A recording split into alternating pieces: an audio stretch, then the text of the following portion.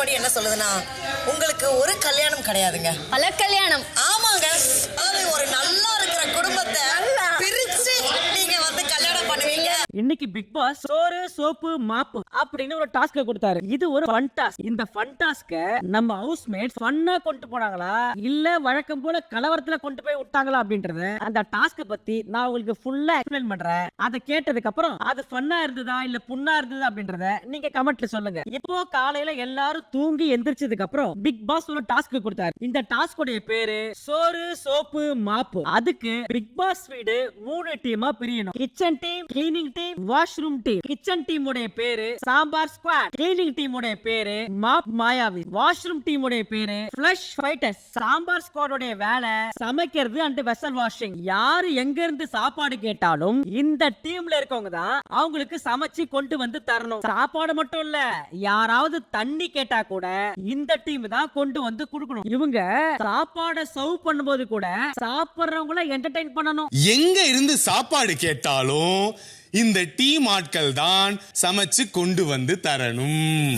அடுத்தது மாப் மாயாவி. இவங்க வீட்டை கிளீனா வச்சுக்கிறது மட்டும் இல்லாம இந்த வீட்ல யாராவது எங்கேயாவது போனா அவங்க கூடவே போய் என்டர்டெயின் பண்ணலாம். அவங்க இந்த வீட்ல எந்த இடத்துல இருந்தாலும் சரி இவங்க அங்க போய் என்டர்டெயின் பண்ணணும். அடுத்தது ஃப்ளஷ் ஃபைட்டர்ஸ். இவங்களுக்கு லிவிங் ரூம்ல ஒரு பெல் இருக்கும். இந்த வீட்ல யார் அந்த பெல் அமுக்குனாலும் இந்த ஃப்ளஷ் ஃபைட்டர்ஸ் அவங்கள ரெட் கார்பெட் விரிச்சு பாத்ரூமுக்கு கூட்டிட்டு போகணும். அது மட்டும் இல்ல, போற வழி ஃபுல்லா அவங்கள என்டர்டெயின் பண்ணிக்கிட்டே இருக்கணும். அது பத்தாதுன்னு அவங்க பாத்ரூம்ல இருக்கும் போதும் வெளியிருந்து பாட்டு பாடி என்டர்டெயின் பண்ணணும். ஓவராலா வேலை, உபசரிப்பு, என்டர்டெயின்மெண்ட் இது மூணும் நான் ஸ்டாப்பா இருக்கணும். ஒரு நாளைக்கு ஒரு டாஸ்க் கொடுப்பாங்களா, அந்த டாஸ்க்ல அன்னைக்கு வின் பண்றவங்களுக்கு 2 பாயிண்ட். அது மட்டும் இல்ல, ஒரு நாள் முடிவிலையும் ஒரு மீட்டிங் வைப்பாங்களா. அந்த மீட்டிங்ல மத்த டீமுக்கு எவ்வளவு பாயிண்ட்ஸ் கொடுக்கணும் அப்படின்றத அவங்க டீம்ல டிஸ்கஸ் பண்ணி பாயிண்ட் கொடுக்கணும். டோட்டலா 5 பாயிண்ட். 5 பாயிண்ட்க்கு நீங்க எத்தனை பாயிண்ட் வேணா கொடுக்கலாம். அவங்க கொடுக்கிற பாயிண்ட்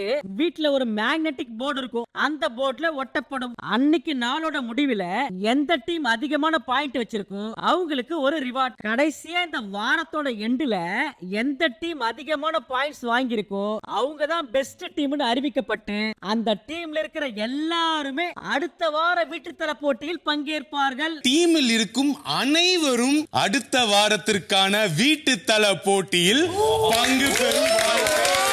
இப்போ பிக் பாஸ் உள்ள பூந்து இந்த டாஸ்க்ல நீங்க எந்த டீம்ல இருந்தா பெஸ்டா பெர்ஃபார்ம் பண்ணுவீங்கன்னு உங்களுக்கு தோணுதோ அந்தந்த நபரை சூஸ் பண்ணி நீங்களாவே டீம் ஃபார்ம் பண்ணிக்கலாம். சோ நீங்க எந்த டீமுக்கு போகணும் அப்படின்றத நீங்களாவே முடிவு பண்ணிக்கலாம் அப்படின்னு சொல்லி பிக் பாஸ் சொல்ல இப்போ எல்லாரும் ஆளுக்கு ஒரு டீம் ஃபார்ம் பண்ணாங்க. சோ அதன்படி சாம்பார் ஸ்குவாட்ல வியானா, திவ்யா, சாண்ட்ரா, பாரு அண்ட் கனி. அடுத்தது ஃப்ளஷ் ஃபைட்டர்ஸ்ல Sabari, Ramya, Aurora, Vinoth and Amit. And லாஸ்டா மாப் மாயாவிஸ்ல சுபிக்ஷா, விக்ரம், பிரஜன், கெமி அண்ட் கம்ருதீன். அடுத்தது எல்லாருமே அவங்க டீமுக்கு ஒரு சின்ன இன்ட்ரோ மாதிரி கொடுத்தாங்க. அதுல ஃபர்ஸ்ட் மாப் மாயாவிஸ் ஒரு பாட்டு பாடி தன்னோட டீமை இன்ட்ரோடியூஸ் பண்ணாங்க.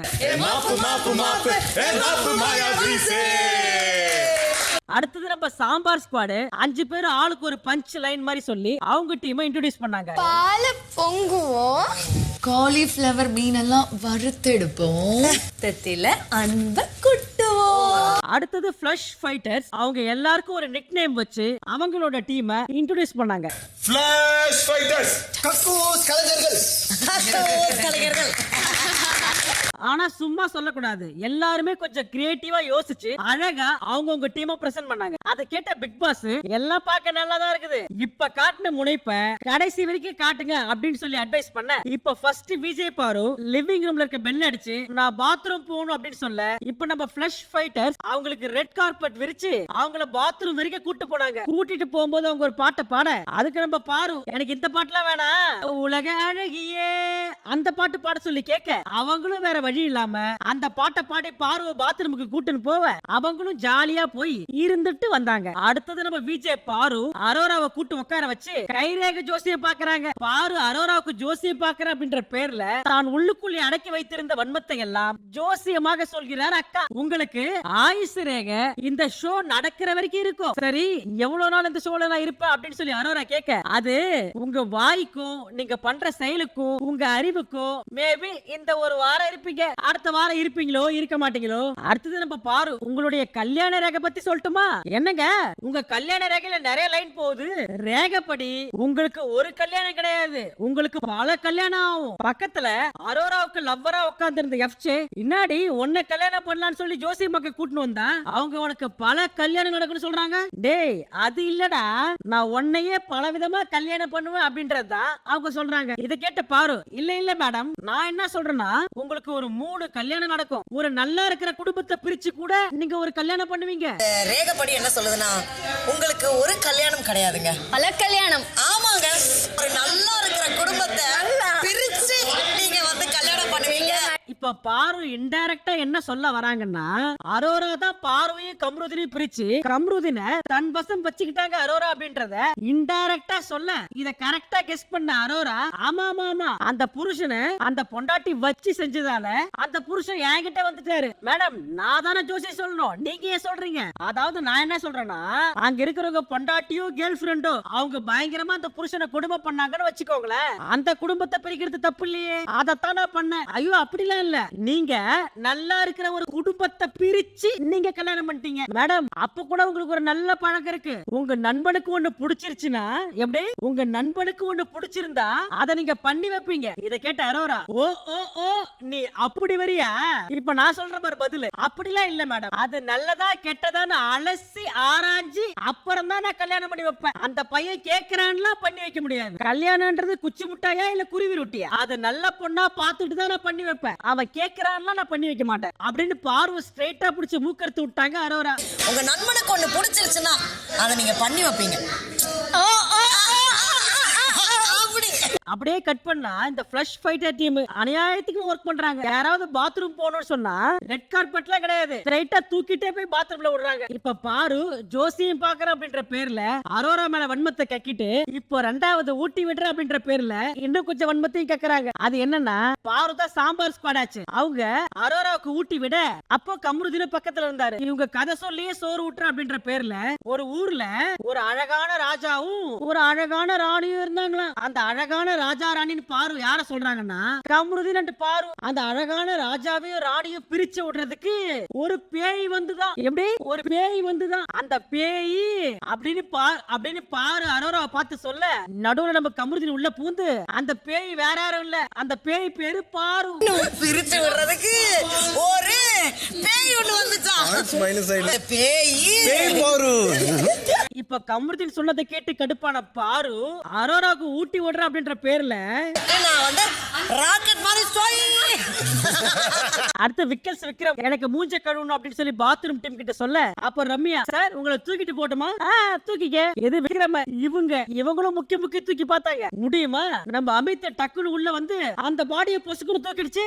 அமித் ஒரே ஆளா விக்ரம தூக்கினு ஹால்ல இருந்து பாத்ரூம் வரைக்கும் தூக்கிட்டு போய் இறக்கி விட போட்ட பாத்ரூம் போய் விக்ரமுக்கு மூஞ்சி கழுவி தொடச்சு விட்டு பவுடர் போட்டு புள்ளைய பத்திரமா பாத்துக்கினாங்க. இப்போ லஞ்ச் டைம் வந்துருச்சு. அப்ப நம்ம வெப்சைட் கிச்சன்ல வந்து இத பாருங்க, இந்த டாஸ்க் பாஸ் பண்ணலாம்னா யாரும் சொல்ல, இந்த டாஸ்க் கண்டினியூ ஆயிட்டே இருக்கும். பிக் பாஸே சொல்லிருக்காரு இது ஒரு நான் ஸ்டாப் டாஸ்க் அப்படின்னு. அதனால நீங்க பிரேக் எடுக்காம வேலை செய்யணும் அப்படின்னு சொல்லி எஃப்ஜே சொல்ல அப்படியே கட் பண்ணா நம்ம எஃப்ஜே ஒரு டிராமா மாதிரி பண்ணிட்டு இருக்காரு. அந்த டிராமாவுல எஃப்ஜே உடைய காதலி கெமி, எஃப்ஜே உடைய பெஸ்ட் ஃப்ரெண்ட் வியானா. ஒரு சீன் என்னன்னா ஒரு காஃபி ஷாப், இவரு கெமிய ஒரு காஃபி ஷாப் கூட்டு போயிட்டு அங்க வச்சு பேசிட்டு இருக்காரு. இந்த டாஸ்க இவரு லஞ்ச் டைம்ல பண்ணாரா? அப்ப இத பார்த்து அமித்தும் வினோத்தும் ஏங்க இது சாப்பிடுற டைமுங்க, கொஞ்சமா சாப்பிடுறதுக்கு ரெஸ்ட் விடுங்க, சாப்பிடும் போது போய் தொல்லை பண்ணிட்டு இருக்கீங்க. அதுக்கு எஃப்ஜே டிஸ்டர்பா இருக்குன்னு அவங்க சொன்னாங்களா? டிஸ்டர்பா இருக்குன்னு அவங்க சொன்னாங்களா? இங்க நாங்க ஜாலியா பேசிட்டு இருக்கோம், நீங்க உள்ள வராதீங்க அப்படின்னு சொல்லி வினோத் ஆஃப் பண்ணிட்டு திரும்ப வந்து அந்த காஃபி ஷாப் சீனை எஃப்ஜே கண்டினியூ பண்ணாரு. அந்த சீன் படி என்னன்னா கெமி எஃப்ஜே உடைய கேர்ள் ஃபிரெண்ட் கெமி அங்க வர சொல்லிட்டு கூடவே வியானாவே வர சொல்லிருக்காரு. இத பார்த்த கெமி கடுப்பாக லவ் பண்ணணும்னு தனியா கூப்பிட்டு வந்து இன்னொரு பொண்ணை கூப்பிட்டு உட்கார வச்சிருக்க. அதுக்கு வியானா மேம் நீங்க தப்பா புரிஞ்சுக்கிட்டீங்க, நான் அவரோட பெஸ்ட் ஃப்ரெண்ட் தான், லவ்வர்லாம் கிடையாது. இப்ப கெமி எஃப்ஜேவை பார்த்து டைம் ஸ்பெண்ட் பண்ணலாம்னு சொல்லி என்ன காஃபி ஷாப்புக்கு வர வச்சிட்டு இன்னொரு பொண்ணை கூப்பிட்டு வந்து வச்சிருக்க. ஐயோ கெமி இது பிராங்க், அது என் லவ்வர்லாம் கிடையாது, என்னோட பெஸ்ட் ஃப்ரெண்ட், என்னோட பெஸ்ட் ஃப்ரெண்ட் வியானா. ஓ பெஸ்ட் ஃப்ரெண்டா? அப்ப தங்கச்சின்னு கூப்பிடு. அவங்கள தங்கச்சின்லாம் கூப்பிட முடியாது, என் ஃப்ரெண்டுங்க, நான் எப்படி தங்கச்சின்னு கூப்பிடுவேன்? அதெல்லாம் எனக்கு தெரியாது, நீ தங்கச்சின்னு கூப்பிடு. அப்ப வியானா அவருக்கு நிறைய பெஸ்ட் ஃப்ரெண்ட் இருக்காங்க, நான் one of the best friend தான். இப்ப இவங்க பேசிட்டு இருக்கும் போது திவ்யா உள்ள வர அதை பார்த்த வியானா பாத்தீங்களா அவங்களும் one of the best friend தான், நானும் one of the best best friend, அவங்களும் one of the best friend. இத பார்த்த கெமி தண்ணியை தூக்கி எஃப்ஜே மூஞ்சில ஊத்திட்டு ஐ அம் டன் அப்படின்னு சொல்லிட்டு பிரேக்கப் பண்ணிட்டு போயிட்டாங்க. இதான் ஸ்கிட், இதான் drama. One of the girls வந்தாங்க. திவ்யா. No I'm done. இப்போ சாண்ட்ரா கிச்சன் க்ளோஸ்ட் அப்படின்னு சொல்லி ஒரு போர்டை தூக்கி கிச்சன் மேல வைக்க இத பார்த்த சபரி, டேய் பாத்ரூம் இழுத்து மூடுங்கடா. இப்போ பாரு பாத்ரூம் போயிட்டு, ஏங்க ஒருத்தவங்களுக்கு அவசரமா வருது, இப்ப போய் உள்ள விட மாட்டீங்க, சரி நீங்க பாத்ரூம் போங்க நாங்க தொடங்குறோம் அப்படின்னு சொல்லிட்டு பாருடைய காலுக்கு மாஃப் போட, இப்போ மாஃப் லைட்டா பாரு கால் மேல பட்டுடுச்சு. ஏய் எங்க மேல மாஃப் போட கூடாது, ஏங்க இது புது மாஃபுங்க, தெரியாம தானே பட்டுடுச்சு அப்படின்னு சொல்லி சபரி சாரி கேட்க, இப்போ இந்த பிரச்சனை பாத்ரூம்ல போயிட்டு இருக்கும் போது நம்ம எஃப்ஜே ஒரு கூட பின்னாடி மெயின்டெனன்ஸ் அப்படின்னு எழுதி சைடுல கவுத்து வச்சிருக்காரு. பயப்புள்ள மெயின்டெனன்ஸ் ஏன் சொன்னா அது என்ன எழுதி வச்சிருக்கு அப்படின்றத நீங்களே பாருங்க. இப்போ அடுத்தது இன்னொரு ஸ்கிட். இந்த ஸ்கிட்ல அமித் புருஷன், பாரு பொண்டாட்டி, வியானா தங்கச்சி. இப்போ வியானா அண்ணனுக்கு சாப்பாடு ஊட்டுற அப்படின்ற பேர்ல ஹார்ட் ஷேப்ல ஒரு சப்பாத்தி போட்டு அமித்துக்கு ஊட்ட, இத பார்த்த பாரு அவர் என் புருஷன், எனக்கு மட்டும்தான், நானே ஊட்டிக்கிறேன், இப்போ உங்களுக்கு வேணா புருஷனா இருக்கலாங்க, எனக்கு இருக்கிறது ஒரே ஒரு அண்ணன் தானே, ஆனா ஏன்னா என் கல்யாணத்துக்கு கூட நீ நகையே போடல, ஏங்க ஒரு குண்டு ஊசி கூட கொடுக்க முடியாது அப்படின்னு சொல்லுங்க. இத கேட்ட வியானா, அண்ணன் நம்மளுக்கு இந்த அண்ணி வேணானே. அதுக்கு பாரு, ஆல்ரெடி 25 வருஷம் குடும்பம் நடத்தியாச்சு புருஷனா பொண்டாட்டியா. அப்ப சைடுல கமருதீன் வந்து, ஆமா இது உனக்கு எத்தனாவது புருஷன் அப்படின்னு சொல்லி கலாய்க்க, ஆல்ரெடி 25 வருஷம் கல்யாணம் நடத்தியாச்சு புருஷன் பொண்டாட்டியா. பாருக்கு ஒரே அசிங்கமா போச்சு. ஏய் உனக்கு மட்டும் அவ்வளவு பொண்டாட்டி இருக்கும் போது நீ வீட்டுக்கு ஒண்ணு வச்சுக்கிற, வெளியே ஒண்ணு வச்சுக்கிற, என்ன வந்து எத்தனாவது புருஷன் கேக்குறியா நீ? ஏய் ஏன்டா அப்படி சொன்ன அப்படின்னு சொல்லி கமருதீனை பார்த்து கேட்க, அங்க இருந்த விக்ரம் பாரு கலாய்ச்சி ஒரு பாட்டு பண்ணாரு. பக்கத்துல வந்தா கடிக்கும், சண்டை போட்டா நடிக்கும், பைத்தியம் பிடிக்கும்.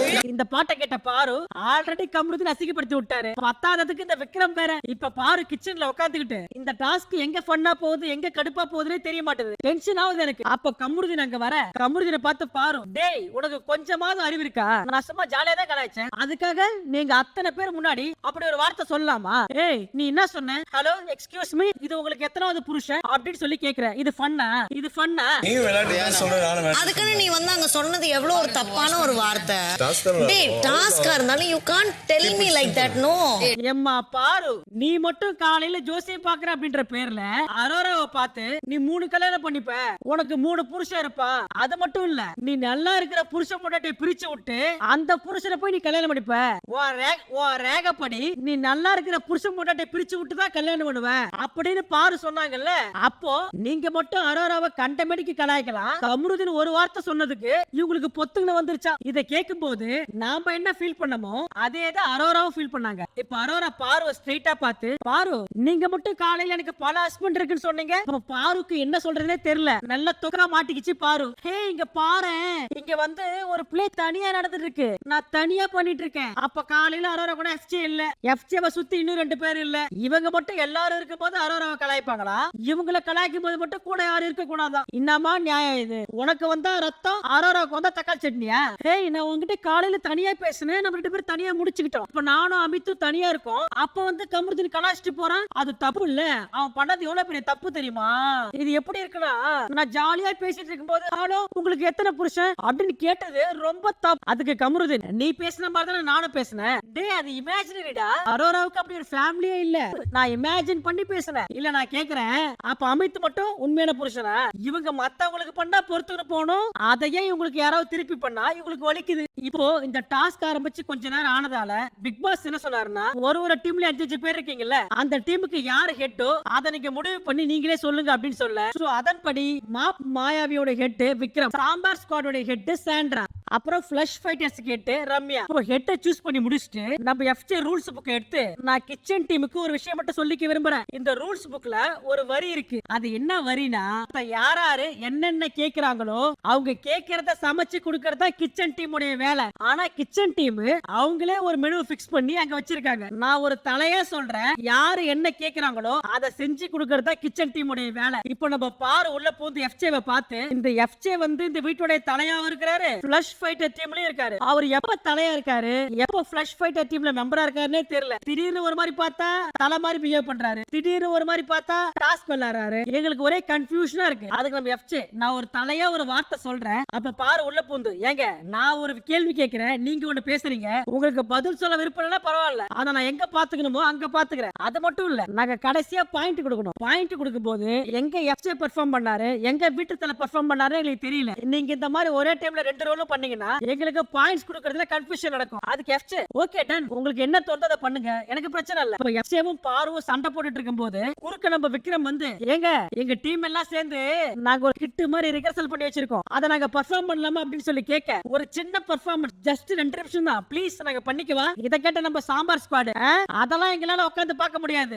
நாங்க டாஸ்க் விளையாடுறோங்க, நாங்க டாஸ்க் விளையாடணுமா இல்ல நீங்க பெர்ஃபார்ம் பண்றத பார்க்கணுமா? நீங்க ஏதாவது பெர்ஃபார்ம் பண்ணணும்னு ஆசைப்பட்டீங்கன்னா டாஸ்க் விளையாட போதே பண்ணுங்க, தனியா டைம் எடுத்துல பண்ணாதீங்க. அப்ப விக்ரம் ப்ளீஸ்ங்க நாங்க கெஞ்சி கேக்குறேங்க, ஒரு 2 நிமிஷம் மட்டும் பெர்ஃபார்ம் பண்ணட்டுமே. அவர் கையெடுத்து கும்பிட்டு கெஞ்சி கேக்குறத பார்த்த வினோத், அந்த மாதிரி கேட்காத, எதுக்கு கெஞ்சி கேக்குற நீ, அந்த மாதிரி கெஞ்சாத அப்படின்னு சொல்லி கத்த. ஏப்பா விக்ரம், இந்த வேர்ல்ட் ஃபுல்லா போய் பெர்ஃபார்மன்ஸ் பண்ணிட்டு வந்திருக்க, நீ வேர்ல்ட் ஃபுல்லா போய் பெர்ஃபார்மன்ஸ் பண்ணிட்டு வந்து எதுக்கு அவங்க கிட்ட கை நீட்டி கெஞ்சி கேக்குற? இது பாக்கும்போது ஏப்பா வினோத், பெர்ஃபார்ம் பண்ண போற அவரே கம்முனுக்குறாரு, இப்ப நீ எதுக்கு கொந்தளிக்கிற? இப்ப விக்ரம் எல்லாரும் பாருங்க அப்படின்னு சொல்லிட்டு எங்களுடைய டிராமா என்னன்னா, இப்ப நான் தான் ஒரு டிஷ்யூ பேப்பருக்கும் ஒரு பொண்ணுக்கும் பிரேக்கப், இதான் கான்செப்ட் அப்படின்னு சொல்லிட்டு அவர் ஒரு பெர்ஃபார்மன்ஸ் ஆரம்பிக்க, இப்போ சாம்பார் டீம்ல இருந்த பாரு, சாண்ட்ரா, திவ்யா 3 பேர் எந்திரிச்சு போக, இப்ப பாரு சாண்ட்ரா கிட்ட இப்ப எதுக்கு இவன் தனியா பெர்ஃபார்ம் பண்றான், இப்படி இவன் பெர்ஃபார்மன்ஸ் பண்ணானா இப்ப இதுக்கும் சேர்த்து நம்ம மார்க் தரணும், கடைசியா டே எண்ட்ல மார்க் போடணும் அப்படின்னு வரும்போது எல்லாரும் இதையும் சேர்த்து வச்சு பேசுவாங்க. டாஸ்க் பண்ணும்போது மட்டும் என்டர்டெயின் பண்ணா போதும், இதெல்லாம் தேவையில்லாது அப்படின்னு சொல்லி 2 பேர் எந்திரிச்சு போக, இப்போ இந்த 3 பேர் தான் எந்திரிச்சு போயிட்டாங்களே, மீதி இருந்த கனியும் வியானாவும் இன்ட்ரெஸ்டிங்கா அதை பார்த்தாங்களான்னு கேட்டீங்கன்னா அதை நீங்களே பாருங்க. இன்னும் பக்கத்துல கொண்டு வரா. அப்படியே கட் பண்ணா வியானா பாத்ரூம் போவ, வியானா பாத்ரூம் கதவை திறந்து வெளியே வந்த உடனே எல்லாரும் மயங்கி கீழே உண்டாங்க. ஏன்னு கேட்டா வியானாவோட அழகுல மயங்கி கீழே உண்டாங்களாம். இப்ப ஸ்கோர் போர்டுல எக்ஸ்ட்ரா பாயிண்ட்ஸ் ஆட் பண்றதுக்கு ஒரு டாஸ்க். இப்போ இந்த டாஸ்க் என்னன்னா, ஒரு பவுல்ல மைதா மாவு இருக்கும். இப்போ ஒரு டீம்ல இருக்க 5 பேரும் ஆளுக்கு ஒரு காடை வாயில வச்சுக்கின்னு அந்த மைதா மாவை ஒவ்வொருத்தங்களா தன்னோட வாயில இருக்க காடை வச்சு மாத்தி பாஸ் பண்ணி கடைசியா இருக்க பவுல்ல கொட்டணும். இதான் டாஸ்க். கடைசியா எந்த டீமோட பவுல்ல அதிகமான மாவு இருக்கோ அவங்க தான் இந்த டாஸ்க் கூட வின்னர். இப்போ நம்ம ஃபிளஷ் ஃபைட்டர்ஸ் பாத்ரூம் டீம் மாவை பாஸ் பண்றன்ற பேர்ல அமித் மாவை வினோத் மூஞ்சிலே ஊதி விட்டாரு. அந்த டீம் தான் வின்னிங் டீம். அடுத்தது இந்த டாஸ்க் பண்ண சாம்பார் டீம் வந்து லைனா நிக்க, எல்லாரும் வாயில கார்டு வச்சிருக்கும் போது பாரு மட்டும் வாயில கார்டு வைக்கல. அத பார்த்த சபரி, எங்க வாயில கார்டு வச்சுக்கோங்க, நாங்க இப்போ வச்சுக்கிறோம், எப்ப வேணா வச்சுக்கிறோம், இருந்தாலும் உங்க டீம் எனக்கு ரொம்ப பிடிச்சிருக்குப்பா அப்படின்னு சொல்லி சபரியை பார்த்து சொல்ல, அதுக்கு சபரி பாரு பார்த்து, ஒன்னதான் யாருக்குமே பிடிக்க மாட்டேது வாயில வை அப்படின்னு சொல்லி சொல்ல, எனக்கு உங்க டீம் எனக்கு ரொம்ப பிடிச்சிருக்குப்பா, ஒன்னதான் யாருக்குமே பிடிக்க மாட்டேது வாயில வை. ஐயோ வன்பத்தை காட்டாதப்பா. இப்ப சாம்பார் டீம் அழகா மாவு பாஸ் பண்ண, சாம்பார் ஸ்குவாடை தொடர்ந்து அடுத்ததான் மாப் மாயாவிஸ் அவங்களும் மாவு பாஸ் பண்ண, கடைசியா இந்த டாஸ்க்ல யார் வின் பண்ணாங்க அப்படின்னு கேட்டீங்கன்னா, இப்ப எல்லாருடைய மாவு எடை போட்டு பார்க்க 3. இப்போ ஃபிளஷ் ஃபைட்டர் 0.963 கிராம், அடுத்தது சாம்பார் ஸ்குவாட் 0.978 அண்ட் கடைசியாக மாப் மாயாவிஸ் 0.998. சோ கிராம் கணக்கு வச்சு பார்த்தா கடைசியா வின் பண்ணது மாப் மாயாவிஸ். இப்போ இந்த டாஸ்க் முடிஞ்ச உடனே பாரு சபரி கிட்ட போயிட்டு, இப்ப பாரு நேரம் சபரி கிட்ட போயிட்டு, எதுக்கு என்ன பார்த்து உன்னதான் யாருக்கும் பிடிக்கலன்னு சொன்ன? அதுக்கு சபரி, ஐயோ நான் இப்ப அப்படி சொன்னேன், அந்த மாதிரி நான் சொல்லவே இல்லையே.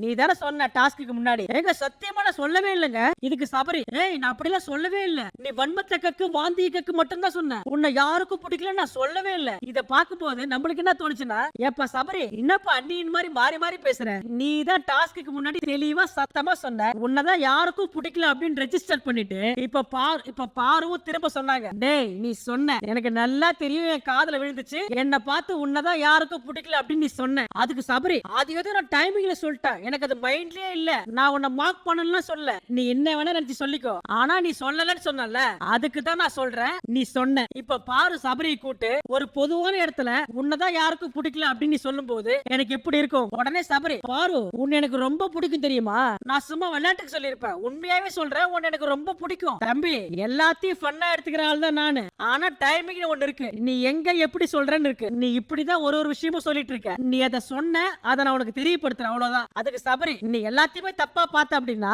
நான் இனிமே உன்கிட்ட ஒரு ஸ்டெப் தள்ளி இருந்து விளையாடுறேன், நான் எல்லார்கிட்ட விளையாட்டா இப்படிதான் பேசுறேன், அதே மாதிரிதான் வாண்டி பேசுறேன், நான் தப்பு பண்ணிருந்தா சாரி என்ன மன்னிச்சிரு. இப்போ இந்த நாளுடைய கடைசியா எல்லா டீமும் மத்த டீமுக்கு பாயிண்ட்ஸ் கொடுக்கணும். இப்போ விக்ரம் சாம்பார் ஸ்குவாடுக்கு நான் உங்களுக்கு ஒரே ஒரு பாயிண்ட் தரேன், அவங்க ஒர்க் நல்லா பண்ணாங்க, ஆனா என்டர்டைன்மெண்ட் வரும்போது அவங்க ஒழுங்கா பெர்ஃபார்ம் பண்ணல, அதனால அவங்களுக்கு ஒரு பாயிண்ட். பாயிண்ட். அப்புறம் ஃப்ளஷ் ஃபைட்டருக்கு 2 மார்க் தரேன். அவங்க பாத்ரூம் கிளீனா வச்சுக்கினாங்க, என்டர்டைன்மெண்ட்டும் கொஞ்சம் பண்ணாங்க. இப்ப ஃப்ளஷ் ஃபைட்டரும் சாம்பார் ஸ்குவாடுக்கு ஒரே ஒரு பாயிண்ட் கொடுத்தாங்க. ரீசன் ஏன்னா அவங்க கிட்ட ஹைஜீன் சுத்தமா இல்ல, எல்லாமே அழுக்கா இருக்கு. கிச்சன் பக்கம் போனா எதையுமே ஒழுங்கா கிளீன் பண்ணல. அடுத்து ரம்யா மாயாவிஸ்க்கு 2 பாயிண்ட் தரோம். 2 பாயிண்ட் எதுக்குன்னா அவங்க வந்து வேலை பெருசா செஞ்ச மாதிரி தெரியல, ஆனா எல்லாமே சூப்பரா பண்ணாங்க. எல்லா இடமும் ரொம்ப கிளீனா இருந்தது. பெட்ஷீட் ஆகட்டும், பெட் ஆகட்டும், ஹால் ஆகட்டும், எல்லாத்தையுமே கிளீனா வச்சிருந்தாங்க. ஆனா வேலை ஒழுங்கா பண்ணல. இதை கேட்கும் போது நம்மளுக்கு எப்படி குழப்பமா இருந்ததோ அதே மாதிரி தான் ஹவுஸ் மேட்டுக்கு இருந்தது. இப்போ திவ்யா ரம்யா கிட்ட ஏங்க வேலை ஒழுங்கா செய்யலன்னு சொல்றீங்க, ஆனா எல்லா இடமும் கிளீனா இருந்தது, சூப்பரா இருந்தது சொல்றீங்க. இப்போ நம்ம சாம்பார் ஸ்குவாடு மாப் மாயாவிக்கு ஒரு பாயிண்ட் கொடுத்தாங்க. அதுக்கு ரீசன் என்னன்னா அந்த மாப் மாயாவுடைய கேப்டன் விக்ரம் நிறைய இடத்துல அஃபென்சிவா பேசியிருக்காரு. அது வந்து நாங்க டீமா பார்க்கும்போது எங்களுக்கு சுத்தமா பிடிக்கல அப்படின்னு இவங்க எதை பாயிண்ட் அவுட் பண்றாங்கன்னா, காலையில விக்ரம் பார்வை கலாய்ச்சி ஒரு பாட்டு பாடினார்ல, அது மட்டும் இல்ல, நாங்க அவங்கள பார்த்து ஏன் வேலை செய்யல அப்படின்னு கேட்டதுக்கு அப்புறம் சும்மா வேலை செய்யற மாதிரி நடிச்சாங்க. இன்னும் சொல்ல போனா கிச்சனை கிளீன் பண்ண வேண்டியது அவங்களுடைய வேலை, ஆனா எல்லாருமே சேர்ந்து கிச்சன் கிளீனா இல்லன்னு சொல்லி எங்க மேலேயே பழி போடுறாங்க. அடுத்தது ஃப்ளஷ் ஃபைட்டர்ஸ்க்கு நாங்க ஒரே ஒரு பாயிண்ட் தரோம். இந்த டீம்ல பயங்கரமான மிஸ்பிஹேவியர். நீங்க பாடின எல்லா பாட்டுமே உள்ள ஃபுல்லா வன்மத்தை வச்சுக்கிட்டு அது அப்படியே கக்குற மாதிரி இருந்துச்சு. பாத்ரூம் போகும்போது எல்லார பத்தி நல்ல விதமா பாடுறதே கிடையாது. எல்லாருக்குமே பர்சனல் வெஞ்சன்ஸ் வச்சுக்கிட்டு எல்லாருமே குத்தி காட்டி கலாய்க்கிற மாதிரி தான் நீங்க பாட்டு பாடுனீங்க. அது மட்டும் இல்ல, அவங்க டாய்லெட் கழுவுற பிரஷ் எடுத்துன்னு வந்து எங்க டீமால மூஞ்சிக்கு நேரா வச்சு காட்டுறாங்க. அது எங்களுக்கு சுத்தமா பிடிக்கல. சோ ஃப்ளஷ் ஃபைட்டருக்கு ஒரு பாயிண்ட், மாப் மாயாவிக்கு ஒரு பாயிண்ட். இப்போ ஓவராலா மாப் மாயாவிக்கு 5 பாயிண்ட், ஃப்ளஷ் ஃபைட்டருக்கு 3 பாயிண்ட், சாம்பார் ஸ்குவாடுக்கு 2 பாயிண்ட். சோ இந்த பாயிண்டின் அடிப்படையில் இப்போ இந்த டாஸ்க்ல லீடிங்ல இருக்கிறது மாப் மாயாவி. சோ அவங்களுக்காக ஸ்பெஷலா பிக் பாஸ் ஒரு ரிவார்டு கொடுத்தாரு. அந்த ரிவார்டு என்னன்னா அவங்க 5 பேருக்கும் ஐஸ்கிரீம். இப்போ அந்த 5 பேரும் ஆளுக்கு ஒரு ஐஸ்கிரீம் சாப்பிட. அப்ப விக்ரம் கணிக்கிட்ட, எங்க ஐஸ்கிரீம் வேணுமா? இல்ல எனக்கு தேவையில்ல. இல்ல எனக்கு வேணாம். எங்க நான் சாப்பிடுன்னு சொல்றேன், சாப்பிடுங்க அப்படின்னு சொல்லி கணிக்கு ஊட்டி விட, அப்புறம் பிரஜன் சாண்ட்ரா கூட்டி விட, கம்ருத்தின் அரோராவை தனியா பாத்ரூம் கூட்டு போயிட்டு அவங்க 2 பேரும் அந்த ஐஸ்கிரீமை மாறி மாறி சாப்பிட, இப்படி எல்லாருமே அவங்கவுங்க ஆள் கூட அவங்கவுங்க ஐஸ்கிரீமை ஷேர் பண்ண, இதோட இந்த எபிசோட் முடிஞ்சது. இந்த எபிசோட நேத்து எபிசோட் மாதிரி தான், பெருசா எந்த வித சண்டைகளும் இல்லை. இப்போ நீங்க சொல்லுங்க, இந்த டாஸ்க் உண்மையாவே ஃபன்னா இருந்ததா இல்ல வன்மமா இருந்ததா? அது எப்படி இருந்துச்சு அப்படின்றத கமெண்ட்ல சொல்லுங்க. நான் உங்களை நாளை சந்திக்கிறேன். Tata, bye bye.